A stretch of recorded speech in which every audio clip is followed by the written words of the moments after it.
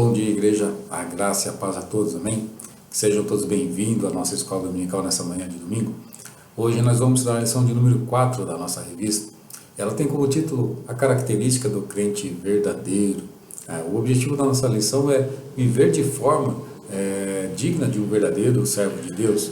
E fazemos também uma reflexão do nosso comportamento como cristão, como nós estamos vivendo nos dias de hoje. Diante desses objetivos da nossa lição, de nós reconhecermos um cristão autêntico, daqueles que vivem apenas um cristianismo de formalidade, de aparência, ou simplesmente um cristianismo de conveniência, uma forma de você conviver em sociedade. Ou seja, o caráter do cristão, cristão verdadeiro, esse é o assunto que também foi abordado nos tempos de Jesus Cristo, no seu ministério. Podemos ver algumas citações bíblicas de Jesus e algumas orientações também que ele passa a seus seguidores. Ele mesmo diz que muitos são os chamados, mas poucos são os escolhidos, e muitos estão ali semeando a discórdia em seu nome.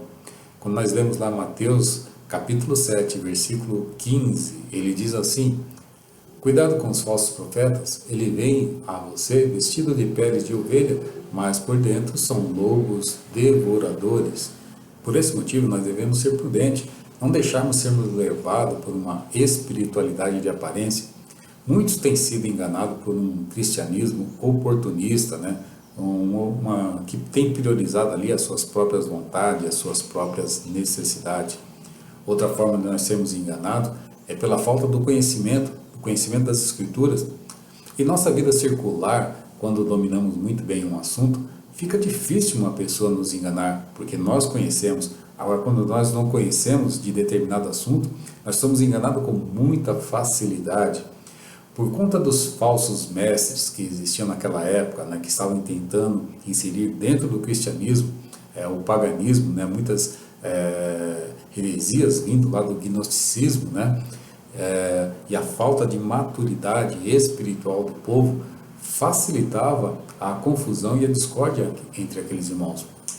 João, como um pastor, um bom pastor, que amava as suas ovelhas, ele exortava-as para que evitasse ser contaminado pelo paganismo e passasse a viver um evangelho de aparência, uma religiosidade, como Jesus combateu muito naquele período, que as pessoas viviam uma aparência religiosa, Mas o grande desafio de João era combater, acredito eu, era combater ali a falta de reconhecimento que Jesus era o Messias, Essa é a base de todo o cristianismo, de crer que Jesus é o Cristo, o Messias prometido, o tão aguardado pelo povo de Israel.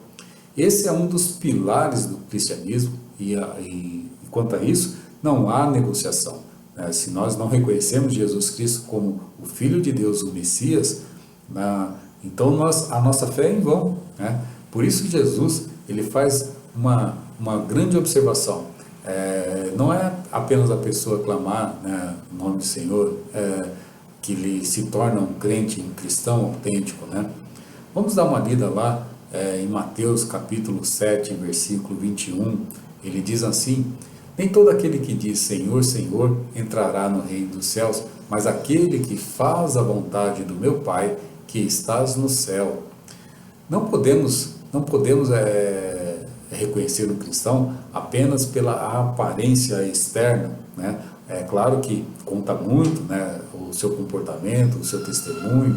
É muito importante nós vermos o poder de Deus transformando a vida do homem através do seu evangelho, agindo na vida do homem. Mateus capítulo 7, do versículo 16 até o versículo 17, ele diz assim: vocês o reconhecerão pelos seus frutos. Pode alguém colher uvas de um espinheiro ou figo de ervas daninhas?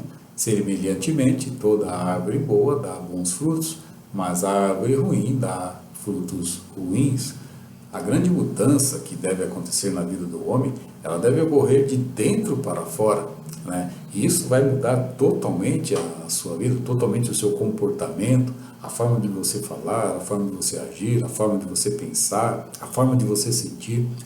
O homem ele pode até exteriorizar uma espiritualidade para impressionar as pessoas que estão à sua volta, né? E viver totalmente indiferente à ação do Espírito Santo em sua vida. Por esse motivo, Jesus ele sugere a parábola do joio e do trigo, que se encontra lá no livro de Mateus, capítulo 13, do versículo 24 ao versículo 30. Ele diz assim: Jesus contou outra parábola dizendo: o reino dos céus é como um homem que semeou a boa semente em seu campo. Mas quando todos dormiam, veio o seu inimigo e semeou o joio no meio do trigo e se foi.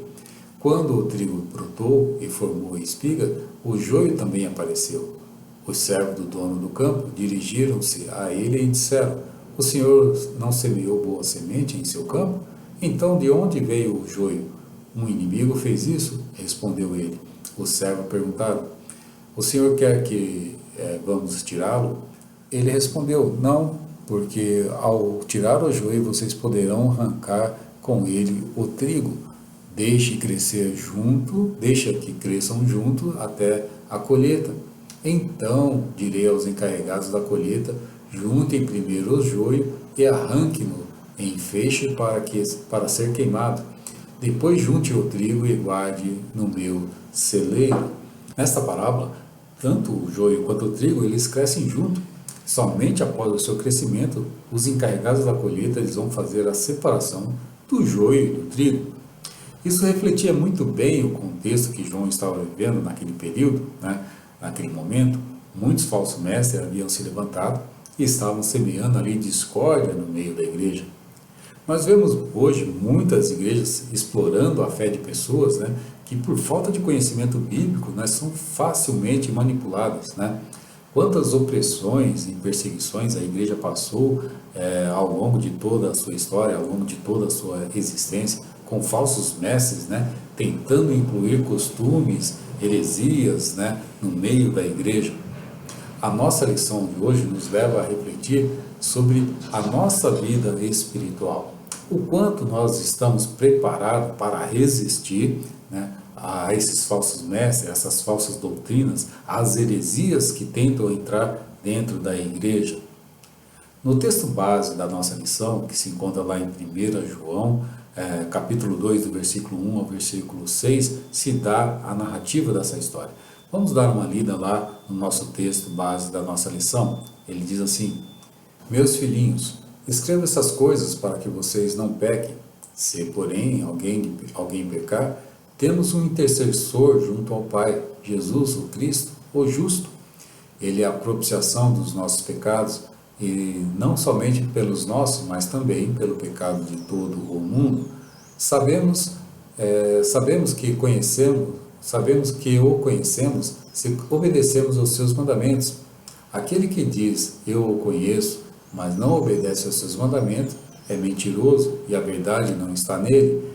Mas, se alguém obedece à sua palavra, nele verdadeiramente o amor de Deus está aperfeiçoado.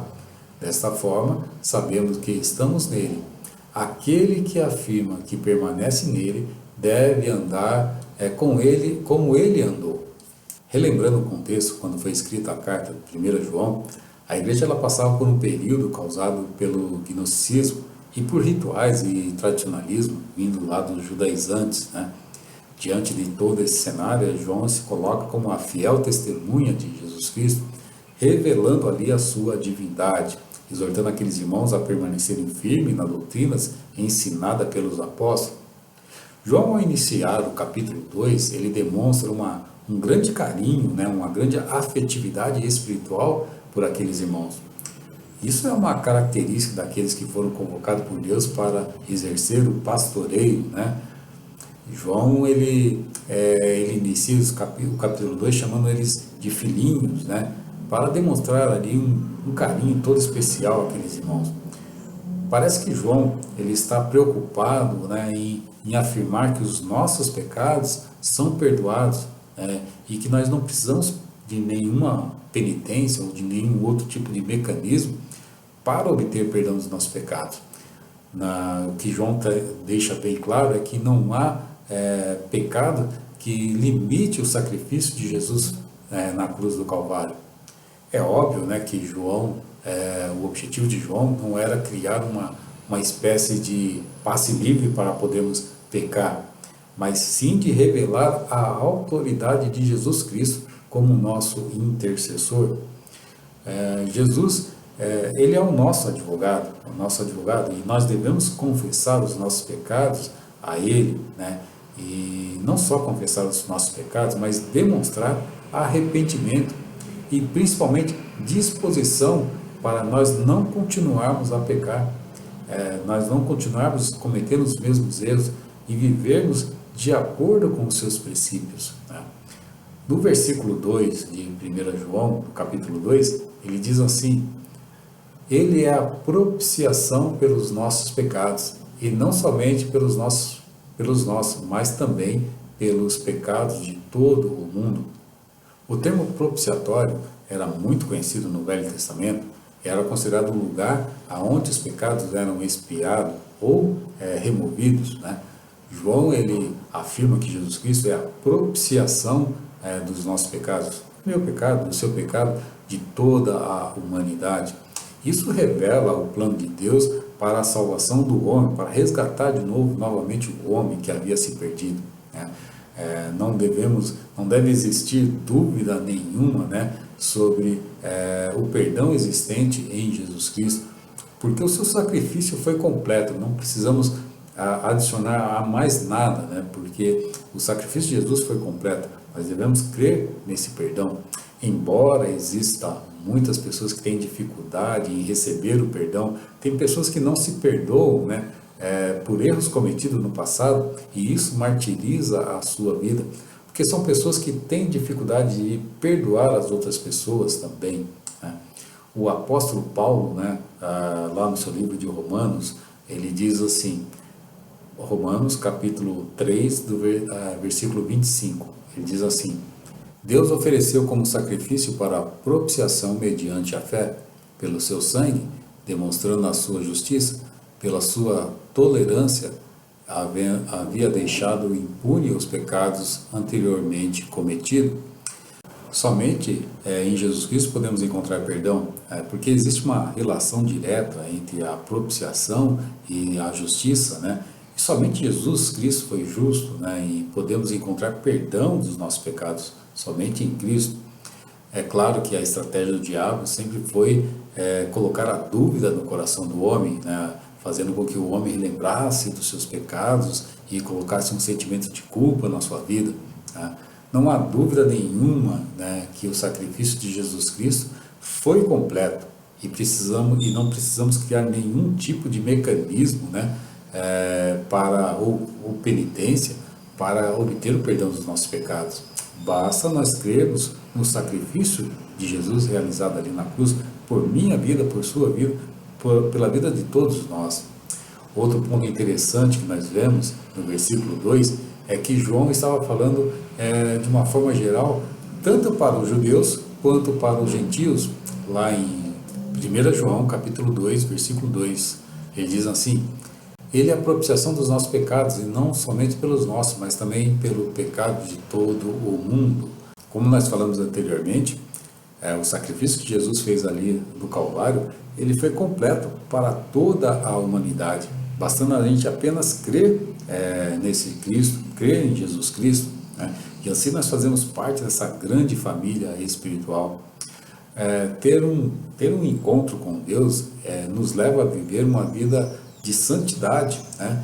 E também, não só uma vida de santidade, mas também nós guardarmos os seus mandamentos e vivermos conforme o seu propósito.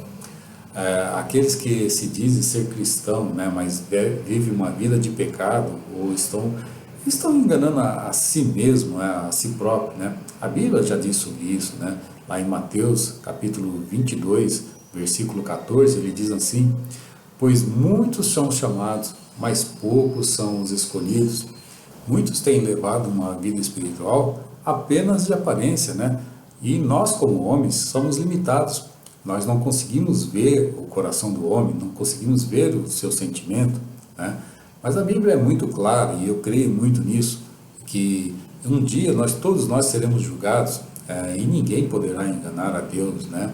Mateus capítulo 7, do versículo 22 ao versículo 24, ele diz assim: muitos me dirão naquele dia: Senhor, Senhor, não profetizamos nós em teu nome? Em teu nome não expulsamos demônios e realizamos muitos milagres? Então eu lhes direi claramente: não, nunca os conheci. Afastem-se de mim, que praticam o mal.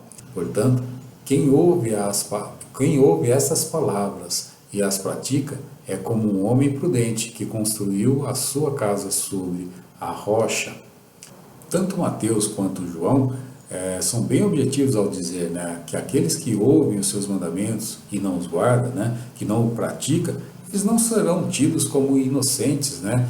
Muitos que se dizem cristãos vivem desonrando o nome de Deus, vivendo uma vida totalmente desregrada, né? As suas atitudes não condizem com um cristão. A maneira que nós vivemos é um testemunho fiel para aquelas pessoas que não conhecem a Deus. É através da forma que nós vivemos, que nós encaramos a nossa realidade, o nosso dia a dia, as nossas dificuldades, que são as dificuldades circulares que toda pessoa normal enfrenta, né? Isso demonstra o poder transformador do Evangelho em nossa vida. Para nós concluirmos a nossa lição, podemos dizer que em nossa vida circular, nós fazemos distinção entre o falso e o verdadeiro, ou aquilo que é uma imitação, né? E é claro que aquilo que é original, aquilo que é verdadeiro, ela tem uma qualidade muito melhor, uma qualidade muito elevada e, consequentemente, ela tem um valor muito maior, um valor comercial muito maior. Apesar disso, muitos têm abrido mão de ter um produto de uma boa qualidade e se satisfazem com uma simples imitação, né, e não tendo toda essa qualidade. Levando isso para a nossa vida espiritual, nós, como cristãos, devemos cuidar da nossa vida espiritual, estarmos atentos à nossa vida espiritual. Não nos cabe a nós, né, julgarmos as outras pessoas, né, a sua vida espiritual, mas somente a Deus, Ele tem essa autoridade de julgar a nossa vida espiritual. E chegará aquele dia que Deus há de julgar aqueles, separar o joio do trigo, que nós possamos refletir em nossas vidas, né, como nós temos nos comportado diante de Deus, como nós temos nos apresentado diante de Deus. Amém? Que Deus abençoe a todos.